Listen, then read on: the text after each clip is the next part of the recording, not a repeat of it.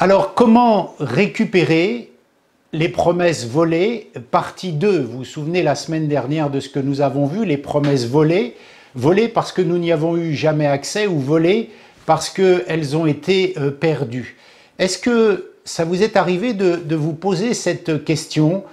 Puisque Christ a tout vaincu, selon Éphésiens chapitre 1, verset 20, Christ a tout vaincu, la parole de Dieu nous le dit, il est monté au ciel, il est assis à la droite de Dieu, il est ressuscité. Alors pourquoi on doit combattre, selon ce que dit Éphésiens un peu plus loin au chapitre 6, au verset 10, pourquoi on doit combattre avec, on n'a pas à combattre contre la chair et le sang, mais on doit revêtir l'armure pour combattre, puisque Christ a tout vaincu, puisque la victoire est déjà là, puisque Christ est monté au ciel, puisque Christ est ressuscité, pourquoi on doit combattre? Pourquoi on doit continuer à combattre? Bienvenue à l'église Paris Espoir et Vie.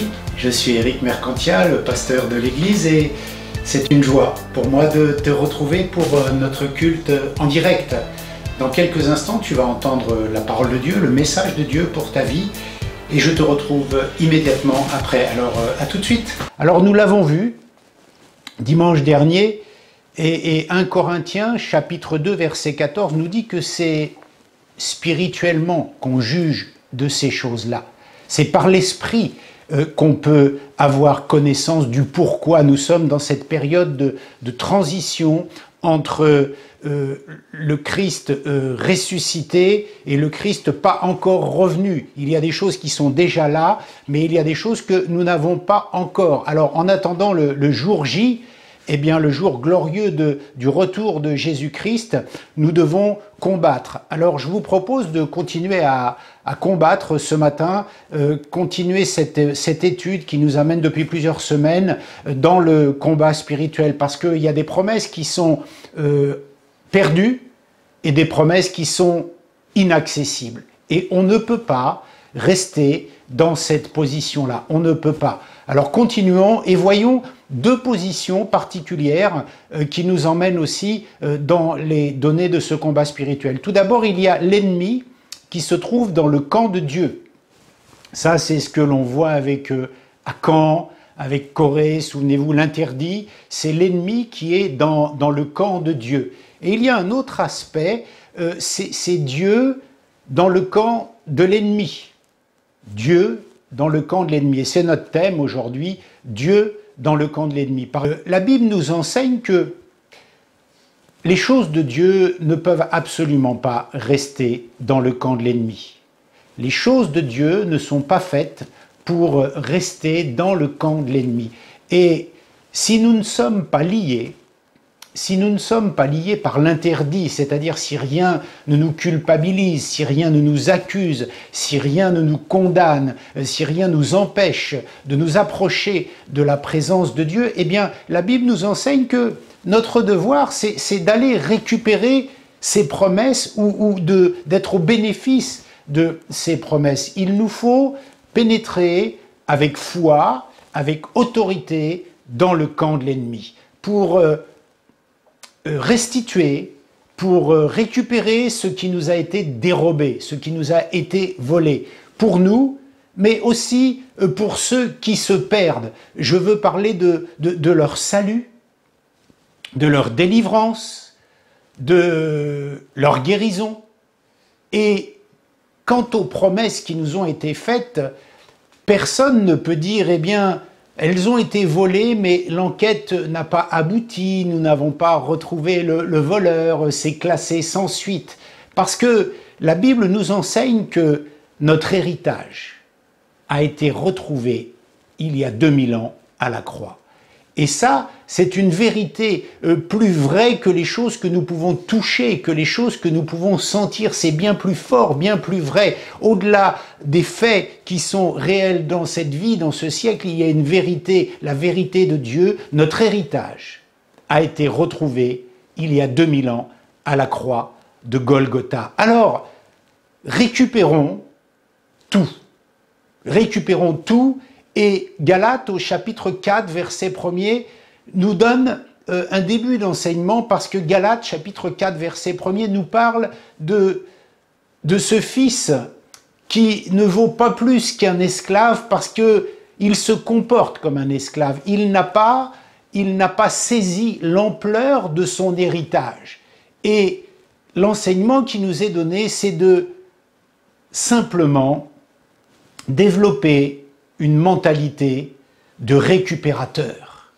Il faut développer cette mentalité de récupérateur, cette mentalité qui nous dit « c'est mon droit légal, c'est mon droit juste, au nom de Jésus-Christ, cette chose m'appartient et je dois récupérer ce qui m'a été volé ». Nous l'avons vu la semaine dernière par le voleur qui vient pour dérober, pour tuer, pour égorger. Et la Bible nous dit « nous devons récupérer ces choses-là ». Dans la Bible, le principe de restitution se trouve clairement établi. Il n'y a pas de discussion. Et sur la croix, Jésus fait cette restitution pour le péché des humains, en payant à notre place la dette que nous devions à Dieu. Et sur la base de cette remise de dette devant Dieu, mon frère, ma sœur, j'aimerais te dire ce matin qu'un nouveau départ est possible. Et tu peux être vieux dans la foi, jeune dans la foi, avoir des habitudes, avoir passé beaucoup de temps sans réfléchir à cela. Même aujourd'hui, un nouveau départ est possible parce que tu peux d'un seul coup, ce matin, prendre conscience que Christ a tout restitué à la croix de Golgotha. Tu peux prendre conscience de cela ce matin. Et j'aimerais avancer un peu, aller plus loin. Voyons ce que fit David, le roi David, dans 1 Samuel, chapitre 30, verset 19, quand, vous vérifierez ça chez vous, ne vous sortez pas du message en allant lire ce passage-là, je vais vous l'expliquer un peu. Quand les Amalécites ont pris Tsiklag, qu'est-ce qui se passe? David, en fait, arrive et il voit que tout le monde a été emmené, que tout a été dévasté, qu'il n'y a plus rien et c'est vide. Il a tout perdu. Et on a souvent des jours comme ça où on met un pied par terre, on se lève et la journée c'est une horreur. Comme cette journée de David, il a tout perdu. Les choses s'enchaînent, c'est un cauchemar. Il nous faut aller récupérer mentalement, récupérer physiquement des ressources, des choses que nous avions perdues. Et là, David va devoir récupérer le peuple, sa famille, ses trésors, ses bijoux, tout a été pris. Tout a été pris. Et le verset 6 de ce passage nous dit que la situation est angoissante pour David. Imagine-toi, tu te lèves un matin, tout part de travers. Tu apprends que tu es licencié, tu apprends que tu as une maladie, tu apprends que tu as perdu telle et telle chose, le drame de la vie. C'est ce qui arrive à David. Et pourtant, tu as des promesses qui te disent le contraire, un décalage entre le déjà et le pas encore, à nouveau. Et la Bible dit que David, dans ce passage-là, il est troublé, il est angoissé. Et même au verset 6, un peu plus loin, eh bien, il faut trouver un coupable, il faut trouver un responsable. Et la Bible nous dit que ses compagnons sont amers. Les compagnons de David sont amers. Mais malgré la situation, il faut aller au combat. Il faut ramener tout ce qui a été volé. Il faut malgré tout continuer d'avancer, il faut continuer de vivre. Alors que fait David? Eh bien, David va tout ramener, va aller tout chercher. Et Dieu lui laisse une lumière dans ce moment de désespoir. C'est-à-dire que ses ennemis, d'habitude, quand ils ravagent un camp, ils tuent tout le monde. Là, il n'y a pas de cadavre. Là, il n'y a pas de mort.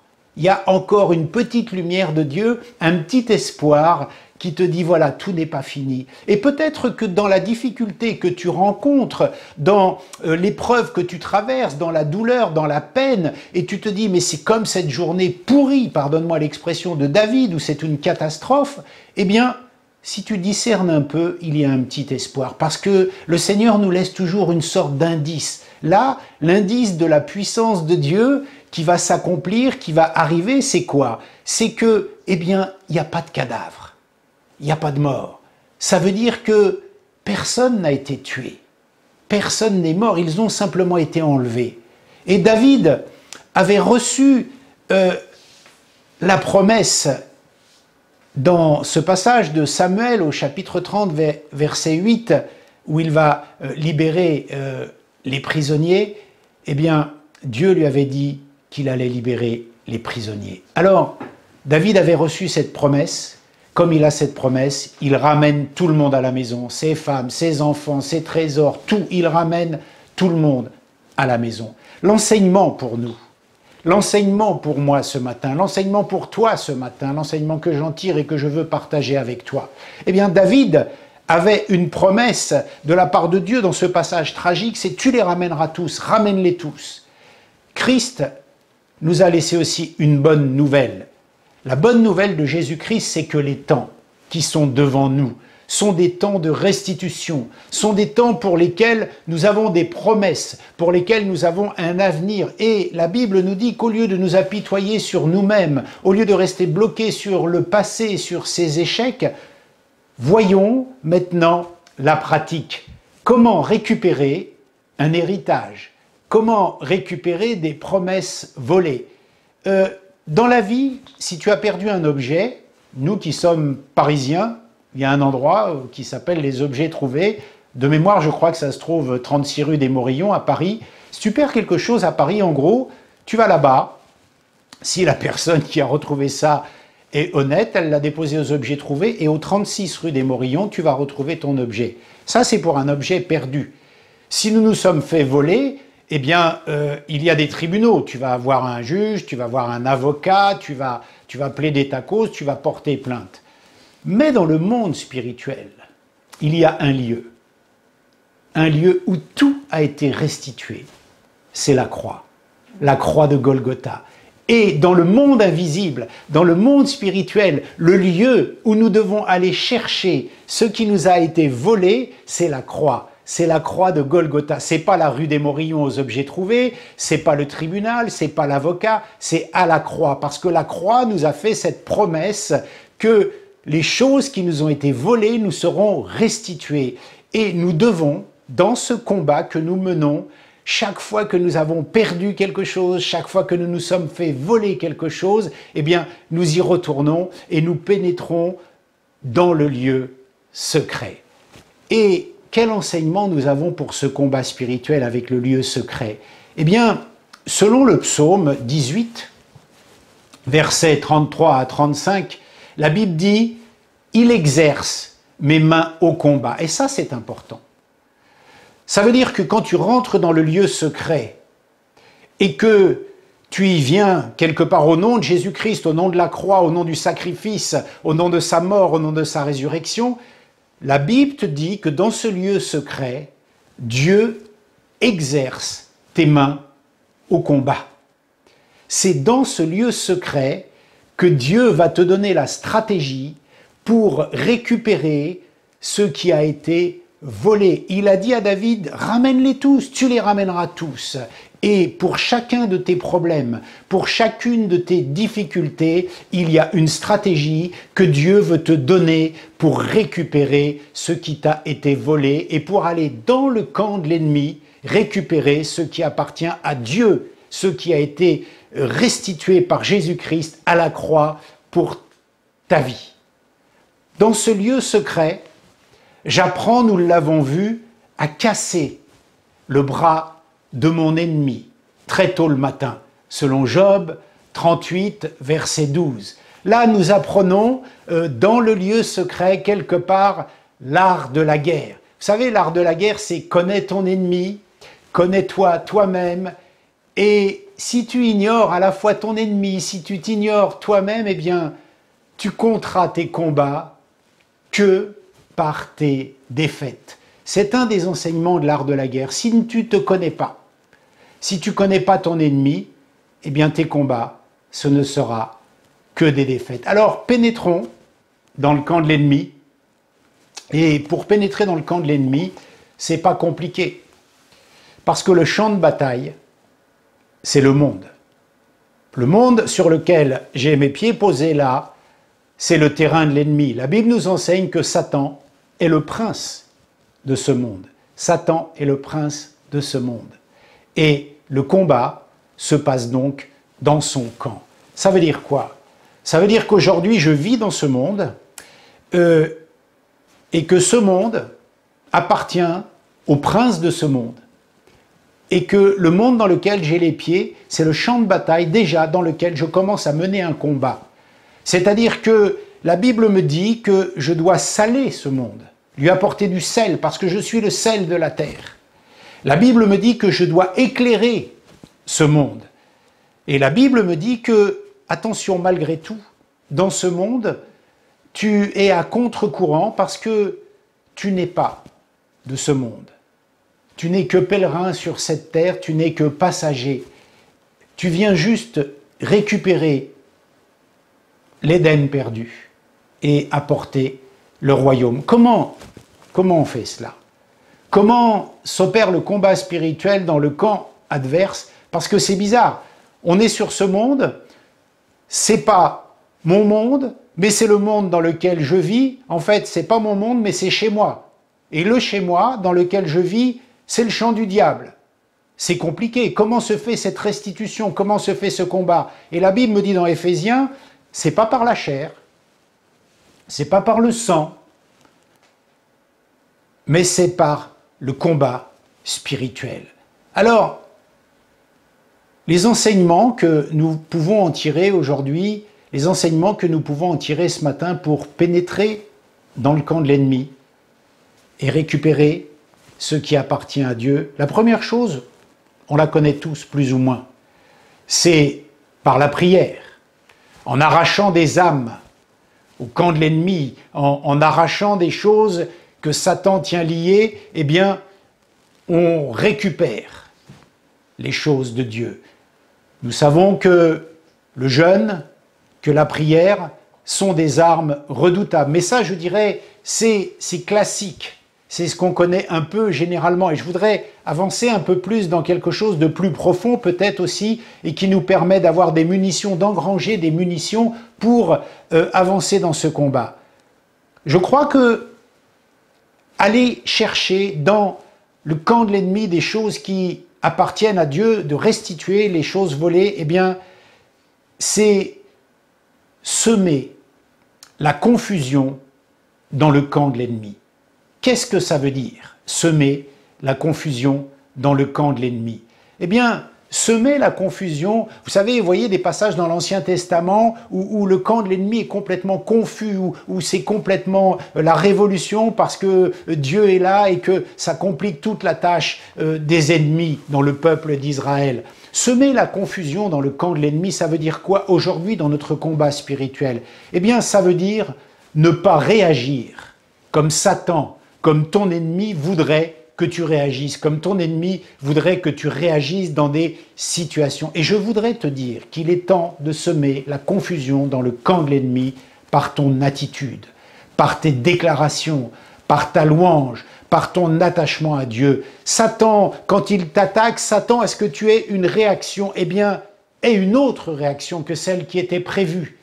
Réagis d'une autre façon parce qu'il a un plan pour t'amener quelque part, mais si tu ne réagis pas comme il a prévu que tu réagisses, tu sèmes le trouble dans le camp de l'ennemi. Ses plans ne marchent plus, la confusion s'empare alors du camp, il ne sait plus quoi faire. Quoi? J'ai tenté cet homme, j'ai tenté cette femme pour qu'il culpabilise et sa vie, eh bien, ne correspond pas à ce que je lui ai envoyé comme flèche, comme attaque. Je voudrais qu'il pleure, je voudrais qu'il culpabilise, je voudrais qu'il se morfonde, je voudrais qu'il se suicide. Et lui, qu'est-ce qu'il fait? Il chante des louanges, il glorifie Dieu, il dit que Jésus-Christ est son sauveur, que Jésus-Christ est son Seigneur. Lorsque le diable veut te voir dans la rébellion et les pleurs, à cause des situations qui t'arrivent, il doit vraiment être confus de t'entendre dire « Je louerai l'Éternel en tout temps » Psaume 34, verset 2. Ou encore, mon Rédempteur est vivant, il s'élèvera le dernier, Job 19, 25.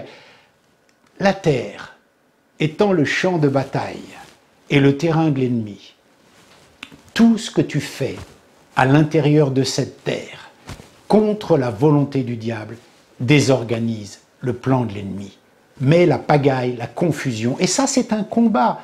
Mais ça veut dire quoi? Ça veut dire que dans ton comportement quotidien, dans ton comportement journalier, si tu obéis à la parole de Dieu, si tu réagis comme la parole de Dieu le demande, eh bien, tu vas tout simplement semer la confusion dans le camp de l'ennemi parce que tes réactions ne répondront pas à ses attentes et il sera perdu, il sera perturbé, son armée de démons envoyés pour te tenter va dire mais on l'a tenté, on a essayé de le dérouter, ça n'a pas marché. Ça n'a pas marché et tu sèmes la confusion. Tu vois que le combat spirituel, c'est simplement aussi des fois une attitude, une posture, une réaction. C'est pas que 50 ans de jeûne et prière sans boire et sans manger. C'est simplement combattre par ton obéissance, par ta posture, par ta position, par la façon dont tu te comportes, par la façon dont tu réponds, par la façon dont tu vis, par la façon dont tu témoignes, par la façon dont tu agis. Voilà ce qu'est aussi une autre forme de combat spirituel et qui est terrible parce qu'elle sème la confusion dans le camp de l'ennemi. Et je voudrais ce matin qu'on réfléchisse à ces choses-là et qu'on avance dans ces choses-là. J'aimerais aussi voir une troisième façon de récupérer ce qui appartient à Dieu dans le camp de l'ennemi. Vous voyez que ce dimanche, nous voyons cela, aller dans le camp de l'ennemi pour restituer, récupérer les choses de Dieu. Eh bien, la Bible et cet enseignement se trouve dans 1 Samuel chapitre 5, c'est de semer la terreur dans le camp de l'ennemi. Le passage de 1 Samuel au chapitre 5 nous parle des Philistins, de leur dieu Dagon et de la terreur que l'arche va produire dans ce pays. Vous savez, c'est le passage de la parole de Dieu où la tête de Dagon tombe sur le sol. En fait, leur idole, elle ne tient pas face à la puissance de Dieu. Et quand l'arche est dans leur vie, il dit, mais quelle horreur! Oh là là, mais c'est la terreur, il y a l'arche dans leur pays, ça ne va pas du tout. Et la terreur est semée dans le camp de l'ennemi. Et ça permet de récupérer l'arche, de récupérer la présence de Dieu à l'intérieur du camp de l'ennemi. Et c'est comme ça, en semant la terreur dans le camp de l'ennemi. Alors tu vas me dire, oui, mais ça c'est un peu dur comme argument parce qu'on n'est pas si fort que ça face aux toute puissance des ténèbres. Jacques chapitre 2, verset 19 nous dit quoi? Nous dit que les démons croient en Jésus-Christ et qu'ils tremblent. Ils tremblent. Parce que la puissance de Dieu s'impose. La puissance de Dieu s'impose. Les démons obéissent à Jésus-Christ. Ils plient devant Jésus-Christ. Ils sont programmés pour obéir.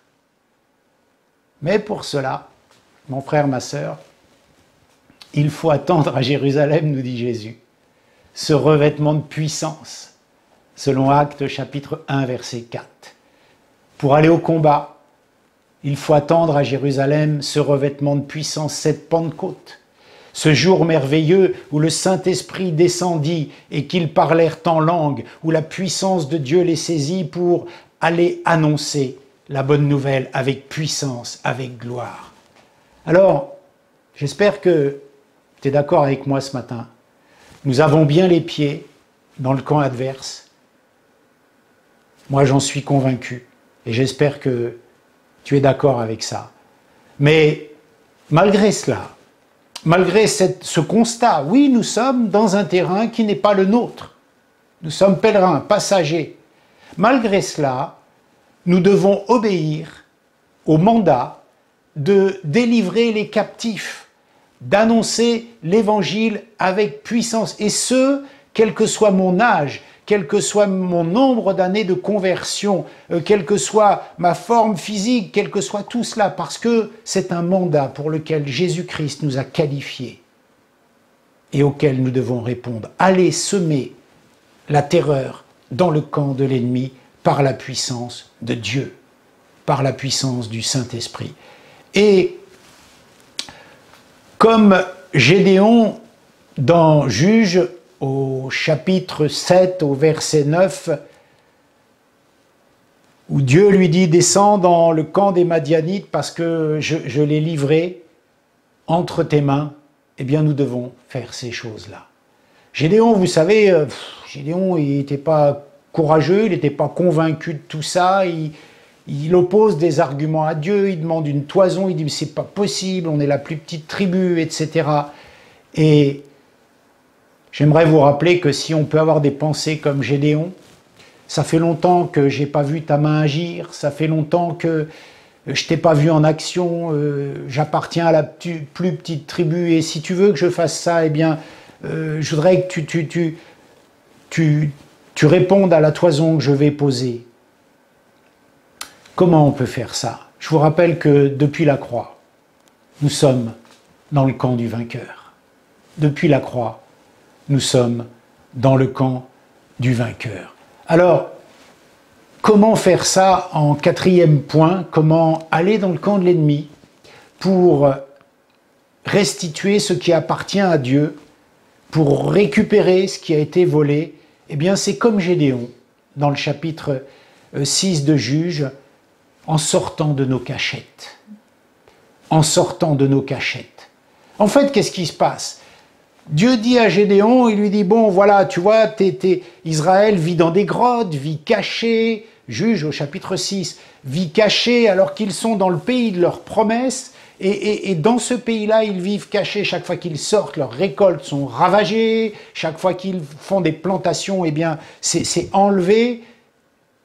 Toi, tu vas aller faire des choses pour moi, lui dit Dieu. Comment ça, faire des choses pour toi? Mais je suis de la plus petite tribu. Ça fait tellement longtemps qu'on n'a pas entendu parler de tes actions. Comment je peux faire cela? Et Dieu lui dit, sors de ta cachette pour enfin récupérer ce que Dieu a volé, ce que l'ennemi a volé, ce que nous devons avoir à chercher dans le camp de l'ennemi. Alors, dernier point, j'aimerais aussi voir comment, en cinquième point, comment on peut récupérer dans le camp de l'ennemi ce qui nous a été volé. Eh bien, il y a une grande leçon dans la parole de Dieu, un événement important, c'est en pénétrant dans Jéricho par la louange que les murs vont être cassés.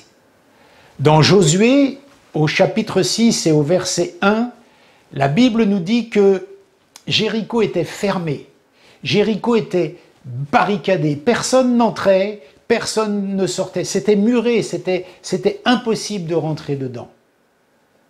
Et Dieu, vous connaissez tous l'épisode, Dieu commence à donner une stratégie à son peuple pour qu'il commence à entreprendre quelque chose envers ces grosses murailles, pour casser les murs, pour libérer la ville, pour libérer les captifs. Et Josué au chapitre 6 et au verset 20 nous dit « La muraille s'écroula ». La muraille s'écroula. Pourquoi la muraille s'est écroulée?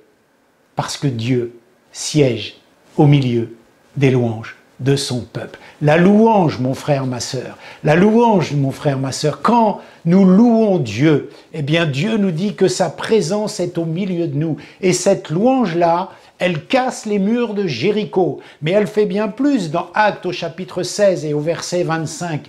Quand Paul et Silas sont en prison, la Bible nous dit qu'ils chantent des louanges. Ils sont en prison et ils chantent des louanges. Et qu'est-ce qui se passe? Les liens sont brisés. Les chaînes sont cassées. Alors, nous voyons ce matin quelques stratégies qui nous sont données par la parole de Dieu pour aller récupérer les promesses qui nous ont été volées, ou peut-être même les promesses auxquelles nous n'avons jamais goûté, que nous n'avons jamais connues, des choses que nous lisons, mais dans lesquelles nous ne sommes jamais rentrés. Et je voudrais te dire ce matin, passe à l'action. Passe à l'action. Chacune de ces situations que nous avons vues nous donne une clé pour récupérer notre héritage, pour récupérer les promesses volées. Les clés, je te les répète, les clés, on les voit rapidement, mais médite-les toute cette semaine. Médite-les dans ta prière, médite-les dans ta réflexion. La sale journée de David. Il s'est levé le matin, on avait enlevé sa famille, c'était l'horreur. Il a consulté Dieu, Dieu lui a dit « tu les ramèneras tous ». Tu passes peut-être un sale moment, tu passes peut-être une sale journée, une sale vie. Consulte Dieu, va récupérer ce qui t'a été volé. Consulte Dieu, pourquoi?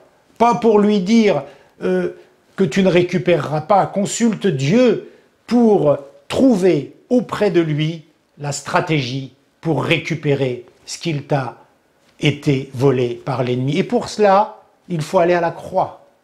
te rappeler de ce qu'est la croix, te rappeler de ce que Jésus-Christ a fait.